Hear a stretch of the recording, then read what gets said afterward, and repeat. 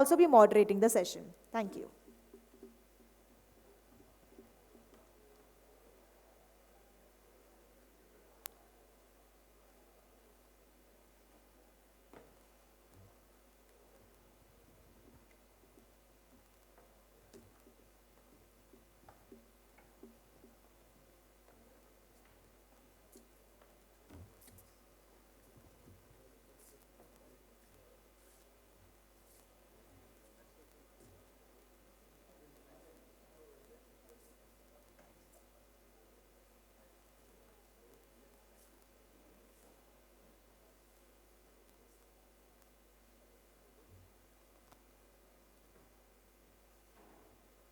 Hello, am I audible? Okay, good. So I think we're running a bit behind time, and I'm not going to make a long sermon around it. I think it's a fairly important topic when I look at healthcare from a equity perspective and an access perspective. And when we're looking at it from a lens of inclusion, I think affordability becomes a very big factor. And clearly, we've all seen how over the years, especially post-COVID, a lot has changed.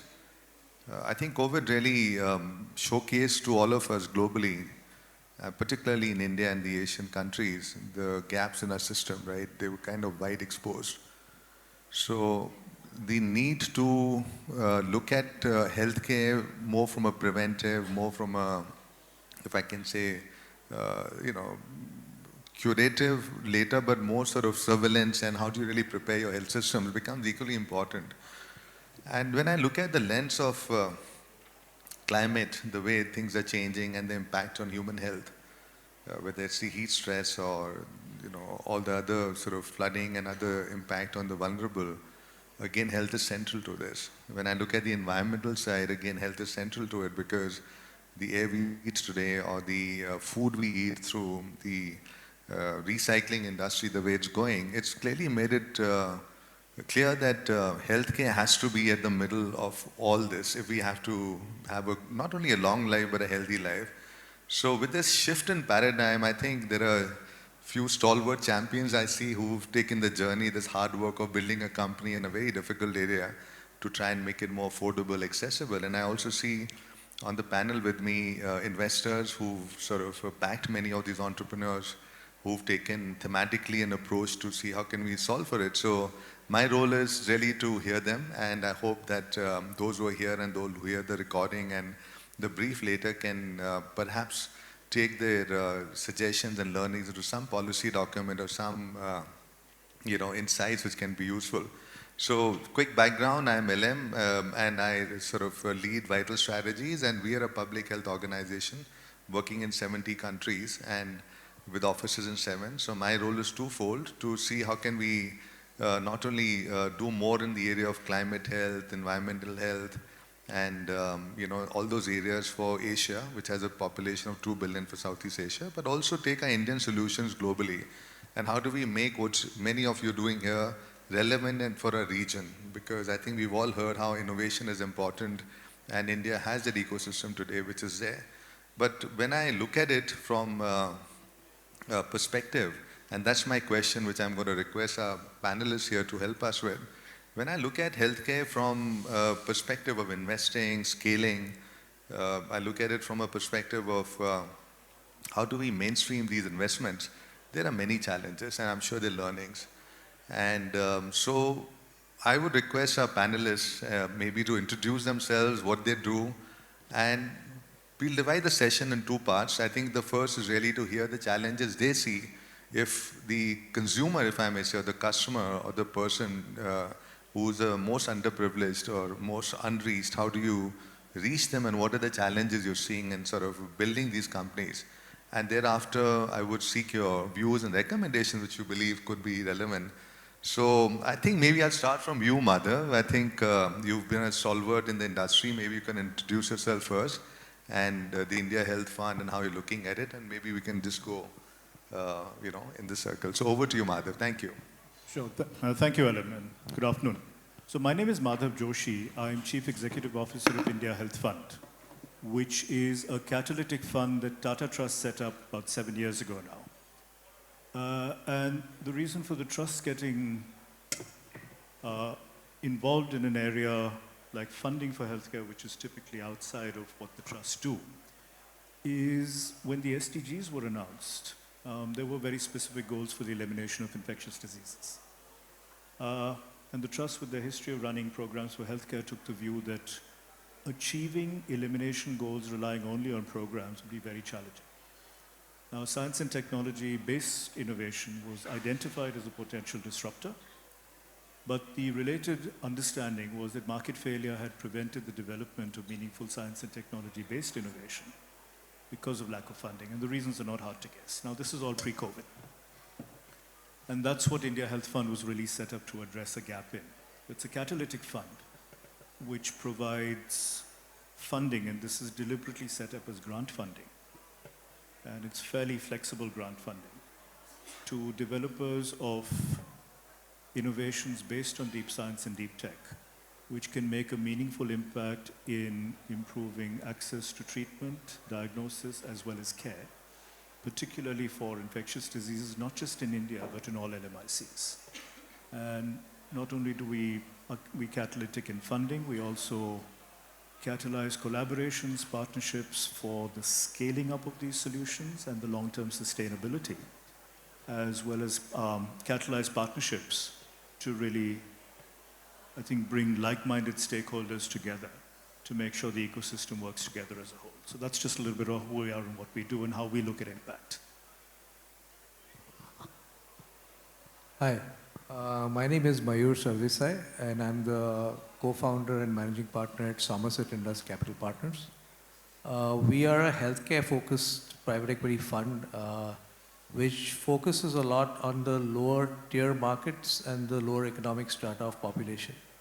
And saying so, sort of the theme which we have is access to affordable quality healthcare. And where we focus on is basically looking at good returns, but focused on social impact as well as a strong ESG sort of focus. And I think the theme which you've raised here is saying, can you really make an impact and also get good returns in this market? I think it's possible. We have, over the last decade, demonstrated that across sort of all sectors of healthcare. The critical fact being that you have to find, you can create access through capital and private capital. You can create access through technology, especially clinical access. The critical part is being able to work with both the private sector as well as government payer mechanisms to basically to provide the affordability. And also, I think creating a very different business model from the traditional business models which are there. I think that basically leads to a fact of being able to walk both sides, work on good returns as well as social impact. And I think that's something which we've sort of focused on in the past. Thanks, Veer. If I may ask you, maybe you could also highlight, and all of you, that given that India, the population and the affordability context, right? To me, the affordability leads to potential impact if you can reach out. Are you seeing that what we do in India, is it really reducing costs and improving sort of the reach to those last mile? Because to me, that's an impact, right, in some sense. And what are the challenges you're seeing to be able to do it? Because I think from an impact investing lens, that becomes an equally important criteria. So any views on that? Yeah, I think the biggest challenge is you have to provide healthcare at a low price point. I think the government, if you see through maybe an Ayushman Bharat scheme or PPP projects, all that, basically sets a price point which is in technical terms not easy to achieve a profit if you're looking at a traditional model to build up. I think you need to think in a very different manner when you're working in these markets. The critical thing is you have a benchmark of price, but what you're getting is huge volumes. So ability to execute at scale becomes very important, but understanding cost structures become very, very important. You cannot use the same metrics at what you work with in sort of a metro tier 1 town. And you will hear this. You will hear traditional large hospital groups saying, it's not possible to work in a Ayushman Bharat scheme. And definitely true. In the geographies which they are in, it's not something which is easy to work with.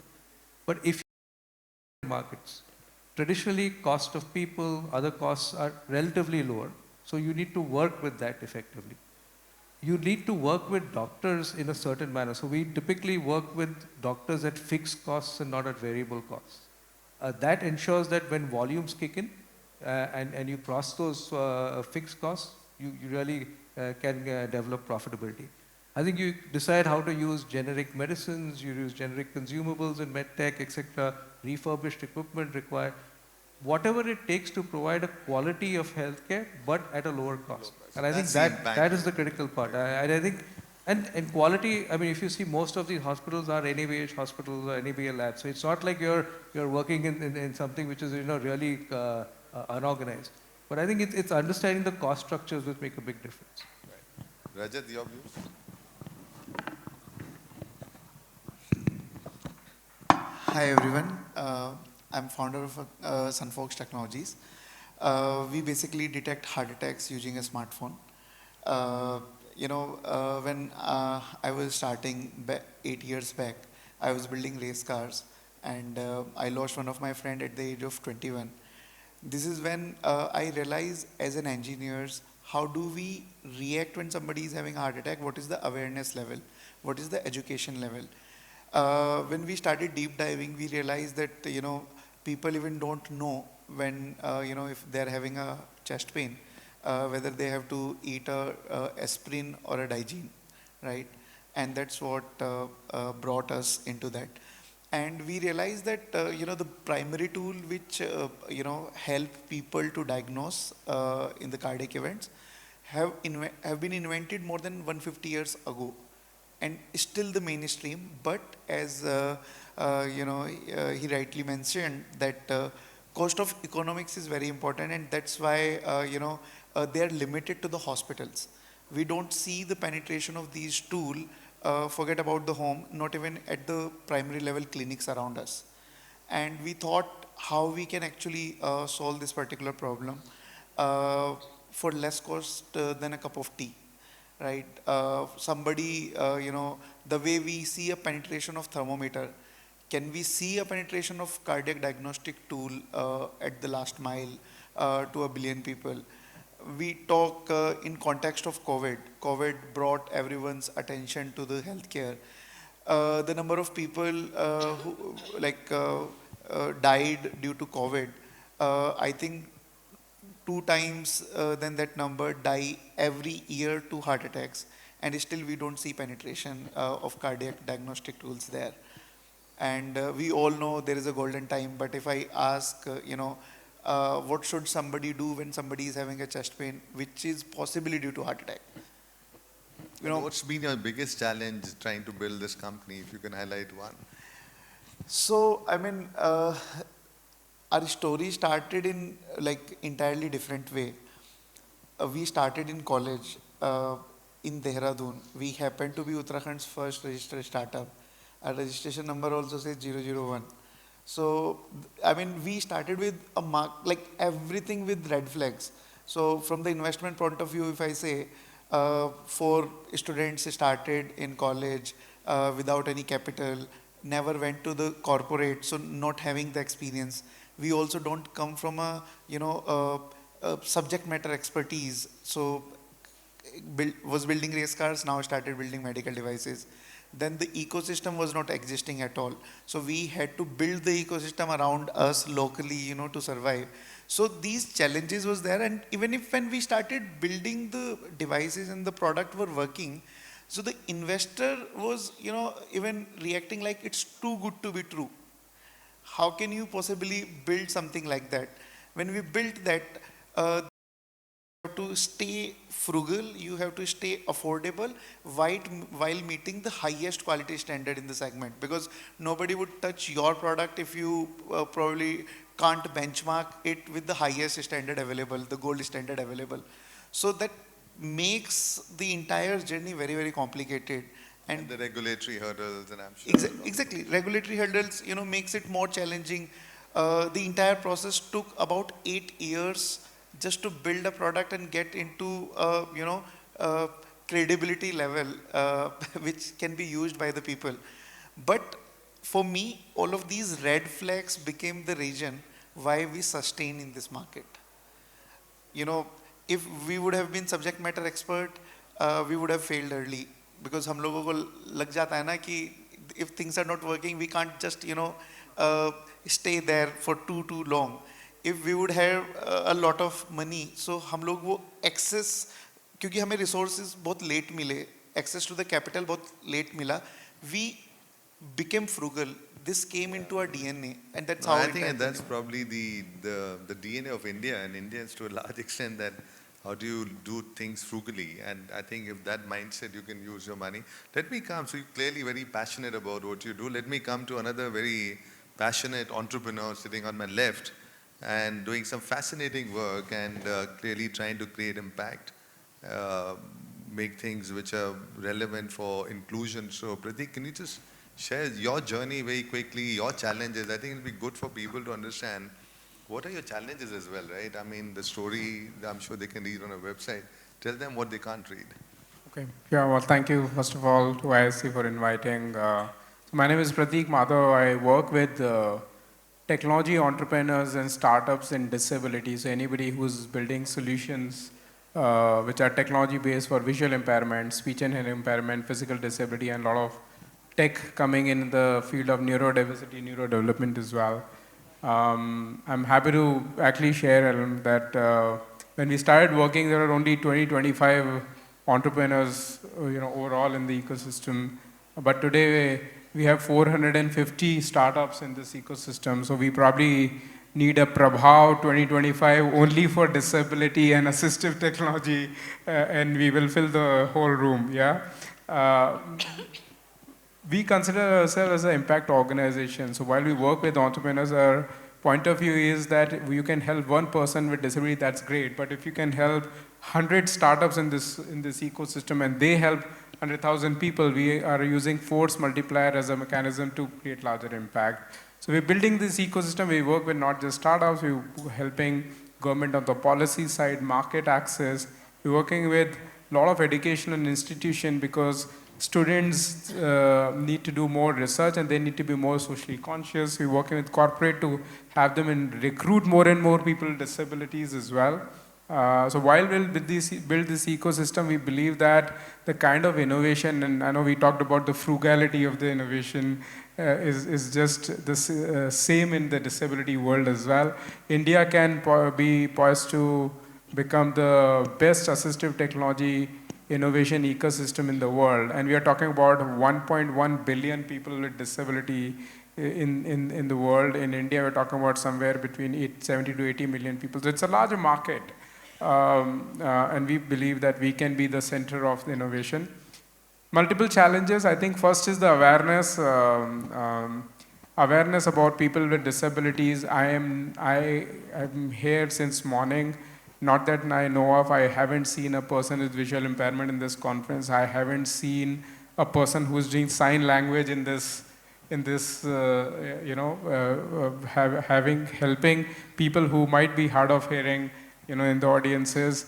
And hence the awareness about disability, the awareness about what technology can do to people with disability in terms of really learning well, getting the livelihood and living well, is very, very less. And hence it's a very traditional outlook of taking a charity lens. So we are not even, when I was in the other session, we were talking about blended finance, we were talking about outcome-based financing, and these are the words in disability. We haven't even tried use cases, but I can tell you today that we are ready as an ecosystem to try out some of those projects, even if on a pilot basis, to fund these entrepreneurs and create this lasting impact. So funding is a challenge, awareness is an issue there. And I think as a country, the aspiration that we can build solutions to serve 1.1 billion people with disability itself is very, very effective. But yeah, we are very hopeful with the innovation that's happening in the country, and we believe that if not today, in a few years from now, we'll be able to really establish the kind of center of excellence of assistive technology, and we can be the best in the world. Good. No, I think one of my heroes who I kind of look upon is someone who did this exactly in India. Many of you may know Dr. V. who started Arvind Eye Care, and this was really a person who, at the age of 18, got a rare disease where he got sort of, inflicted with polio, and he couldn't walk, and so he was a eye doctor, and when he retired, all his money savings and his family saving he put into saying that, look, cataract can be cured and we can take it down. So, and he was inspired out of all things out of McDonald's supply chain, if you may. And they took healthcare to the villages, they brought down the cost to 1,000, and I think that's the kind of impact I think many of us can create here, especially the entrepreneurs. Let me actually come to the two ladies, young, sort of, I can say their vision, I'm sure, is much wider. So let me come to you from a Wilgrow perspective. I think the whole ecosystem has to work together, right? And you've been supporting a lot of these thematic areas. Many of these companies don't scale. They have all challenges. What is your learning been, and what could you share with us which could be relevant for this audience? Hi everyone, I'm Vibha and I lead Impact Finance at Wilgrow. So we work with the early stage social entrepreneurs, from an idea prototype stage to commercialization and post-commercialization stage, and healthcare is an important thematic area for us. We've been working mostly with hardware innovations in the past, but now we're also looking at reproductive health, mental health, and we have our two wonderful donors here as well in the audience. So and in our experience working with these enterprises, as Rajat was speaking about, it typically takes like about 5 to 7 years for hardware innovations to actually hit market and to be able to start, selling and scaling, reaching the right audience. And that's where, we feel that as entrepreneur support organizations, we have to play the role of an ecosystem enabler. And when I say that, what I mean is, the challenge of healthcare, getting the innovation, tested and having your licenses and regulatory approvals is, I think, half of the battle won. The larger issue is about deployment and how are these innovations actually received in the market and sold in the market. Going to healthcare providers and getting them to experiment with innovations is very hard because there's a life at stake over here. So which means we have to support the enterprises in, conducting pilots to be able to demonstrate the, impact of the innovation, looking at how we can deploy these innovations in low resource settings in rural areas where access to electricity and technicians will be quite scarce. So how are all of these innovations, how can these be tailored to kind of those settings? How can we bring in partnerships with the government, the hospitals and the local, healthcare providers in these rural areas to be able to do that? We worked on models where we're creating village level entrepreneurs to take, for example, a handheld screening device to go and conduct screening camps, right? So looking at how what kind of innovations first that we need to bring in where we can look at screening rather than treatment, right? Because that's where we're able to bring the larger change.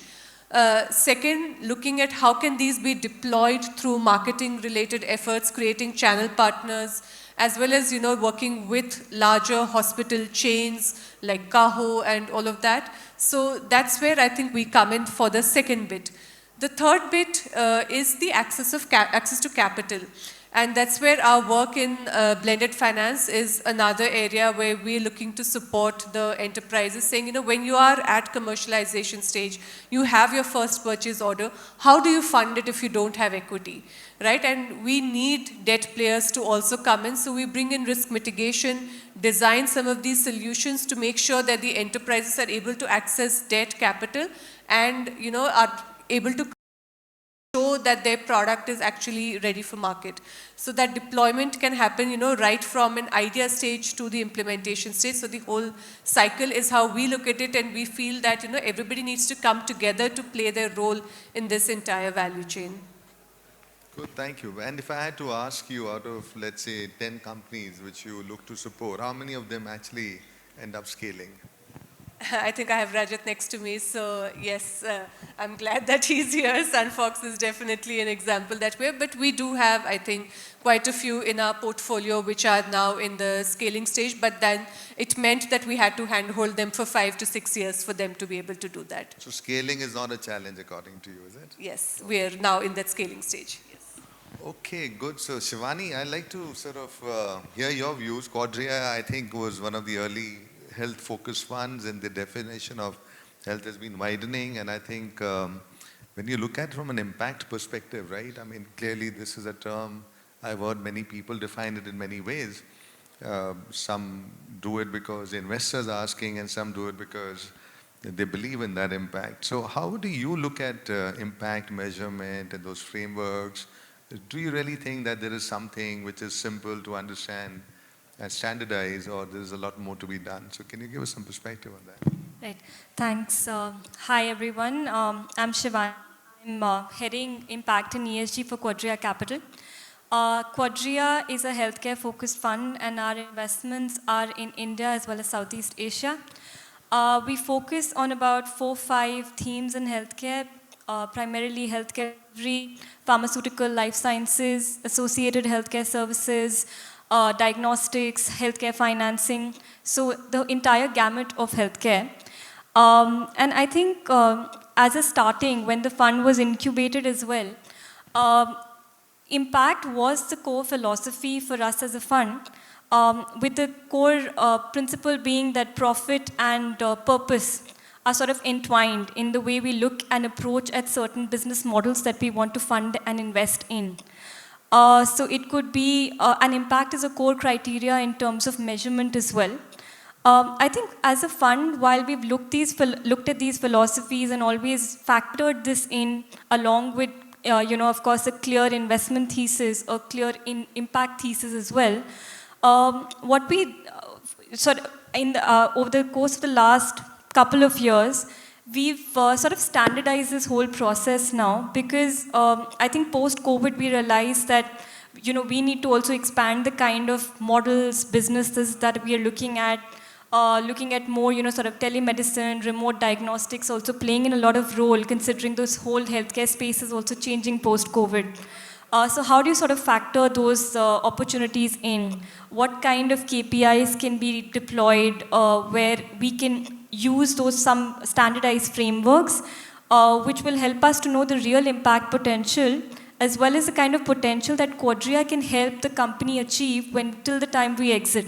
Because we're there for a period of about 5-6 years. So how do we factor those causes in, and how do we evaluate them, and it becomes a core criteria for us when we weigh in this with our investment committee as well. So I think what we did was we developed our own proprietary framework. And I think that has helped us also streamline and get more rigor in the way we are measuring now our own impact parameters. So while we're, of course, a growth equity fund and we look at scalable healthcare enterprises, sustainable impact is core for us. And I think what we did through this framework is standardize certain KPIs across those 4-5 key healthcare subsectors that are very critical for us that we fund. And so that at the fund level also it becomes the way we report on our impact performance is also very standardized, and we know the kind of impact we've been able to bring. Probably we can, if they're not existing, what we can bring in terms of efficiencies and quality improvement. So I'm part of the value creation team, and that sort of helps bring those synergies from that side as well. So it goes beyond the commercial side to look at the impact potential as well when we look at any investment holistically. Thank you. So it looks like you really streamlined the whole reporting side. I do see that a lot of, and maybe the side I've kind of been on both sides, so I can share that one thing I don't see is that at least in vital strategies, what we end up doing is looking at data and then analyzing the data from an epidemiological perspective, and then helping policymakers to draw policy which is sort of going to lead to a larger outcome, which is really more impactful. But I've never seen much of this data coming from private. Can it be actually utilized to come with some research, some study? It'll be good to maybe look at it from a vertical perspective. And I think, Madha, my question is to you. You've been building organizations and supporting very thematically. And when I look at this whole ecosystem area, and it's kind of broken in many places. It's not a perfect world. It's a difficult, hard work which you all do. If you had to look at one or two things which could really help to accelerate this, what I call a fundamental right to healthcare, through whatever work you do, what would those one or two recommendations be, which can actually help to see, I would say, more success in organizations? When I say success, how many scale and how many survive and how many are able to reach that level where they're not only affordable but have a high impact. So what are your recommendations, having a honest conversation? It's not really, what do you think needs to be done and what's missing? And then I'll ask you, Mayur. Sure. Thank you for keeping me on a tight leash with only two. So I'll try and stick to that. So I think the first suggestion I would make is goal alignment. And I say this because even if you just look at this panel, there are a number of us who share a common goal on common themes. Now, there is a significant opportunity for closer coordination. Now, a couple of us we have shared interests in the same entity, and I think that's actually led to the right. Quadria and us have actually invested in the same entity, one from a grant lens, one from an equity lens. And I think that's led to certain outcomes which wouldn't have been possible had that coordination, even if it was informal, was not there.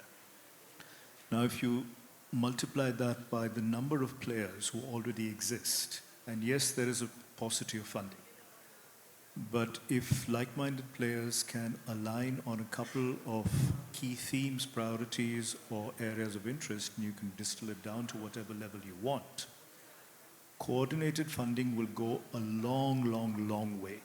Because then grant, debt, equity can all work in tandem with each other to achieve, I think, the outcomes that Vibha mentioned. Today, it's probably happening organically, but I do think there is an opportunity, and it's a call out to everybody in this room and at this conference. We're very happy to play the coordinating role if that helps. And the second one is, again, I think the point has been made, is access. Healthcare is notoriously resistant to new tools, new approaches. And the only way to chip away at that is by constantly presenting evidence, facts, not just from what's happening, and data, not just from what's happening in lab and at clinical level, but from market-based approaches, pilot deployments. And that again calls for, that is an area that's completely broken.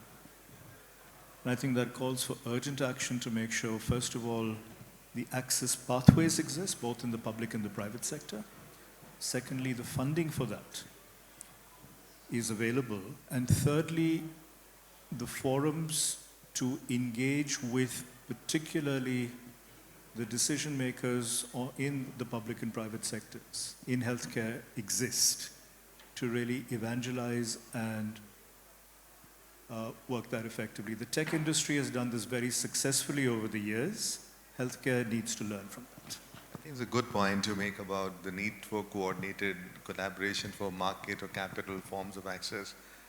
Maybe that's something we should look at. And again, as I said earlier, at Vital, we work with a lot of governments, and there is data which can show that this is really needed to, be happy to sort of look at it and, provide that evidence to them. Mayur, what is your view? What is that, what you would like to see which could help you to scale these companies? Because ultimately, you're looking at that impact, right, which is largely... So I think two areas which I would sort of say is, and one of the things which is a talk about coordination, but I think if you want to really improve healthcare and sort of access and create healthcare impact in India, I think you have to be able to work with the public health perspective. You can't wish it away. I mean, our tendency is to say on the private sector is to say, oh, we don't want to work with that side. We will do our thing and we will leave that to what the government does. I think it has to be a coordinated approach for both sides, because the critical part, and that's what I said in the beginning, is the biggest challenge which we have in healthcare in India is affordability. That affordability cannot be provided by anybody but by payer mechanisms, which are like the government on one side and the private insurers on the other side. That leads to scale. I think just being a self-pay market or out-of-pocket expense market in India has led to the fact that we haven't been able to provide healthcare and penetrated healthcare into the deeper markets. I think that is one critical aspect to understand. And if you see projections which have come in, I mean, I say about the last decade, healthcare grew by about $300 billion, right? In the next 5 years, we're expecting that to happen, another 300 being added. The reason for that is the payer mechanisms coming into place. You've sort of seen sort of the step up of Ayushman, you've seen the step up of PPPs. The private insurers now have picked up pace and the spend of GDP of healthcare as a percentage of GDP is also increasing because of this. Also on the other side, I think you are seeing because of the sort of per capita increasing, people spending more, especially preventive healthcare, etc., coming of age. But I think one side is affordability, but the second side is use of technology.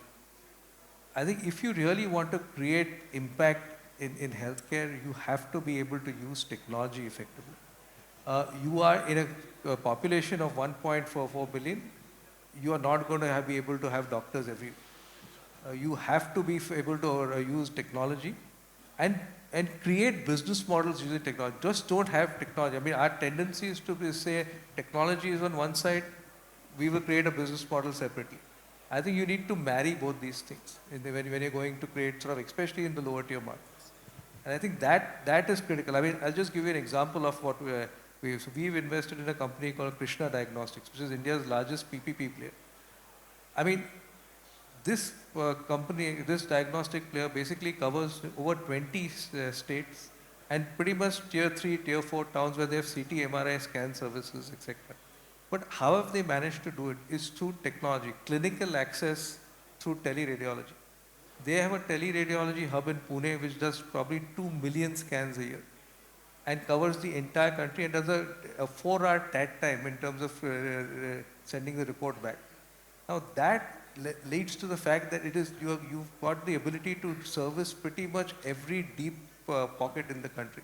I think these are sort of vital sort of ways to do. Yeah, no, very well said. And I think, again, going to public health and the right to healthcare for everyone, I feel not only that diagnostic data is going to help you to know the problem, but also the locations and the hotspots. So you can be more preventive, right? Sure. I mean, there's so much of, I think if that's the impact we're looking at. So great, so I think clearly that triangulation with government, private payers, and to increase that access, I think that's something which probably needs more coordination. I'll actually come to you for the Wilgrow perspective with what can be done more to be able to, scale these companies, and what would you like to see? Right. I think those, both the perspectives, from Mayur and Madhav were actually, on point, and that's what we also believe, that one partnership with the government health departments is very, very important for the actual scaling to happen. But I think on the other side, the supply side, for us, building the capacity of the enterprises to deploy at that scale is a very critical aspect that we need to kind of build consciously, as soon as, we're ready for commercialization, which means we need, a lot of patient capital to come in for that evidence generation. So unfortunately, I feel that, the trends in terms of patient capital towards, a sector like healthcare that seems to be coming and going, right? The climate is clearly the flavor of the season, and which means that, money into healthcare kind of goes down in a lot of cases. So which is why, the challenges of these deployment and scaling, what needs that catalytic capital, that kind of dwindles, and that's where the challenge increases. So I think getting more players in the sector who are able to take this risk, right, of that evidence generation, that is very important for that scale to come in, which also helps us all build the capacity of the enterprises to be able to deploy, at that scale. The second piece I would say would be in terms of, the regulations related to some of the devices and all of that, right? So I think the other thing that we hear, as incubators when we reach out to investors outside India and, is that, we're not sure about the quality of the devices in India, right? So how can we work with the government to be able to bring that quality up to a standard that it is accepted worldwide, right? Because that's what is going to attract the foreign capital as well into, these sectors to be able to build their manufacturing capacity and all of that to be able to scale, right? So those are areas that we feel, we also need to work on. Yeah, no, I agree. And I think that evidence, if it's done in partnership with academia and others and can help policy shift, will also unlock a lot of markets for you. So I think in the interest of time, we are almost close to it. I'm going to ask Shivani, let me ask you, what is that one thing you like to see change if you had to create this impact along with the economics? What would you think? Like, that's one thing I would want to change. I think it's pretty much similar to what everybody sort of had to voice. Ecosystem building in terms of private and the government coming in together, or even think tanks and private enterprises coming in together. Because for us, patient capital is not something we look at, like, of course, because we are pure play equity players now. So we need that sort of partnership model coming in. Just giving an example, just coming to my mind, in EVs, we had that FAME subsidy, right? So now it attracted a lot of private participation, and about 70 to 80% participation came post that. Having more sort of something on the healthcare side as well, which sort of works together for what private enterprises or private capital is looking at. I think that is very important. So I think that will be sort of a game changer going forward, because in terms of opportunities, if we need to reach the underserved areas in India, if we need to make sure impact is at the grassroots levels, and I think the objective is that, because I think affordability is a key issue, quality is a key issue in these areas, but how do you make sure that these models are sustainable for private investors like us is when you get the government and think tanks also working in parallel with us, where we can look at long-term outcomes as well. So that risk is also borne by the government payer as well. So I think those kind of models are very essential when we're talking about impact in the longer run in healthcare. Thank you. So Rajat, very quickly, one thing you like to change if you were to, and then. I'll give you an example of today morning, like as Mayur said, that in order to scale the startups or the ventures has to actually work very closely with the public health systems. I see sometime other investor could be different, but investor says like, if you're building a venture, you should not be just focusing on the public health, because that's not something very sustainable, or payments फंस जाते हैं, ऐसा होता है, वैसा होता है. So that's not the only thing you should be looking at. So I think either the perspective from this angle should be changed, or there has to be some mechanisms of looking at the ventures, when we talk about the scale and the accessibility perspective, which can actually, help organizations sustain as well as the investors' perspective. Good, thank you. And Pratik, from you? So very quickly, I think in the world of disability and assistive technology, one is the market access, because you can build the most phenomenal tech sitting in Delhi and Bangalore, but if it is not available to people with disabilities, and 70% of people with disabilities live in rural areas, so you're not even understanding their issues and problems which are real. And when I say market access, it's just not in terms of availability, which is distribution system, where we could work with the government ecosystem to distribute, but also affordability, because you can make the most affordable assistive technology device, still the person will not be able to access it, and hence what are the models to it. But I think in general, more investment in technology and accessibility is required today. Because, I mean, imagine what in last 15 years the Zomato and the Swiggy and Uber and Ola and has done to the most brilliant innovation, which is Netflix has done to us. But the same brilliant tech can help people with disabilities learn better. The kids can go to school, which is as similar to schools which my kids are going to. They can get access to employment opportunity if we give them right assistive technology.